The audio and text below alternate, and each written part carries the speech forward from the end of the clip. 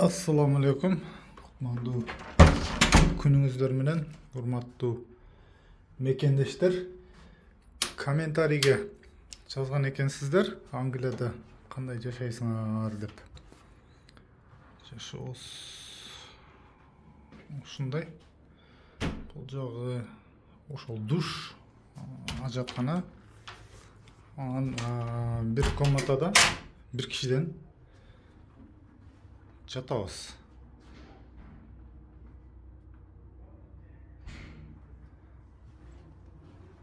Кофени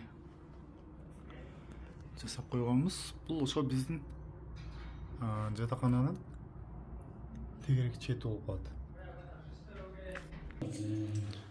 Бул ошол биздин жатаканага кирип келчү көчө дагы болду, кечиресиз коридор.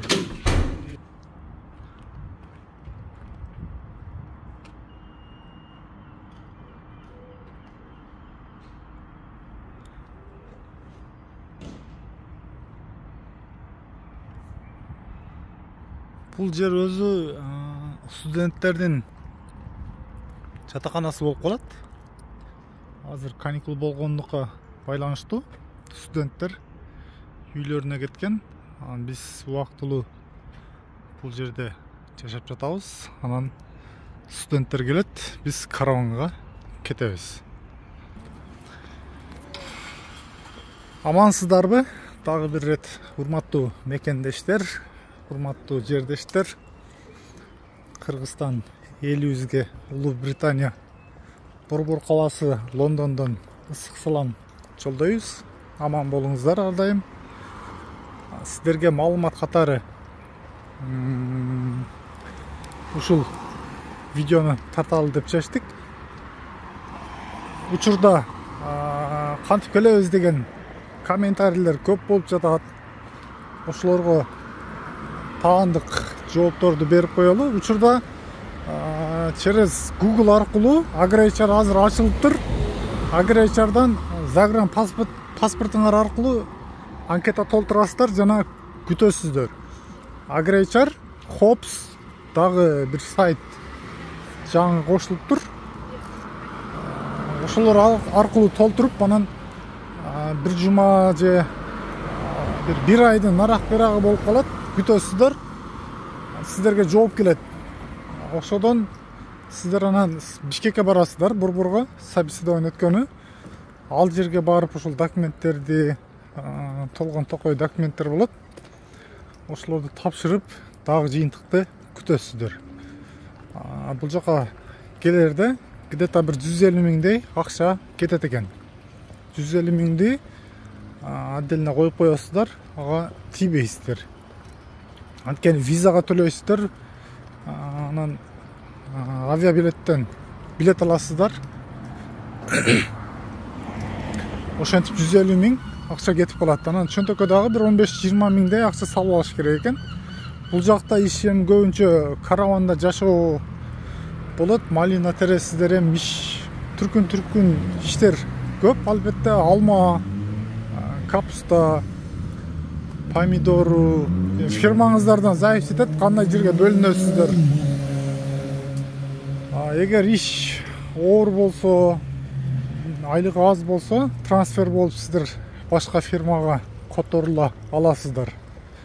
Ага чектөө коюлбайт, анткени аны сиздер өзүңүздөр тандайсыздар. Ушул фирмага барып иштесемби деп. Эң башкысы Лондонго келип алыш керек. Булардын жолдору, мондай тартип сактагандары,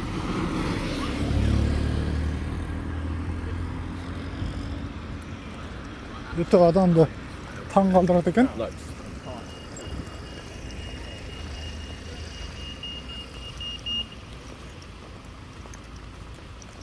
Үйлөрү дагы мындай чөп-чөнөкөй. Биздин илгери 2099 2005 жылдарга дери ушундай эле үйлөрүбүз болчу, забору жок, айнектери эч кандай пластик, эшиктери пластик, андай нерсе болчу эмес. Бул жерде эшик рамдары тале болсо жыгачтан экен. Анан адамдар жүрүүчү тротуар эки тилкеге бөлүнүп экен. Бир вело дорожка болсо, экинчиси мындай адамдар өтө турган. Анан булардын дагы бир айтып койсок, жолдун аркы бети бул жака келет. А встречка биздин Кыргызстанда могул жерден келиш керек өзү машина. Бирок булардыкы оң беттен келет экен. Сол бет ошондо буларга встречка болуп калат. Машина ээсинин дагы бир сол рульду көрүш өтө редко. Көбүнчө оң руль экен буларда. Хоть Корея болсун, Америка, Япония каяктыкы болсо дагы унаалары бүт мына оң рульдан.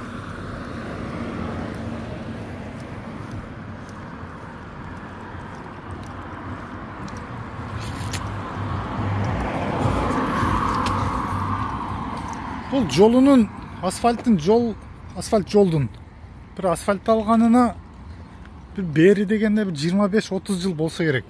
Бирок ошол бойдон жаңыдай турат. Ама бир жеринде бир яма көрүнбөйт, трещина көрүнбөйт.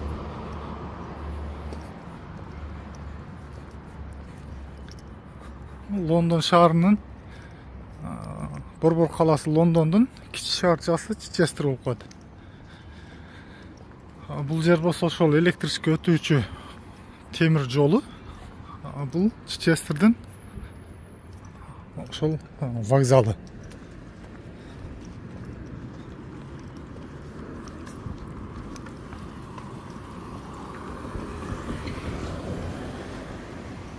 Суроолор болсо дагы жаза бересиздер комментарийге.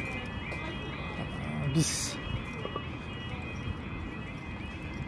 колдон келишинче жардам берип сиздерге жооп бергенге ар убакыт даярбыз. Жолду жабып атат, поезд келет.